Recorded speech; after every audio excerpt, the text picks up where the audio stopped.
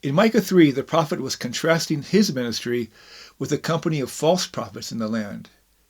There were plenty of them to scratch the ears of a people who preferred lies to the word of the Lord.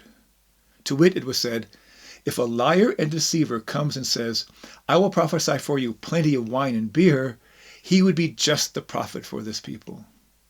So, in contrasting his ministry with the pseudo-prophets of the day, Micah said, But as for me, I am filled with power, with the Spirit of the Lord, and with justice and might. Some of us wouldn't think of stating such a thing publicly, but there's a difference between being conceited and being confident of who you are in God.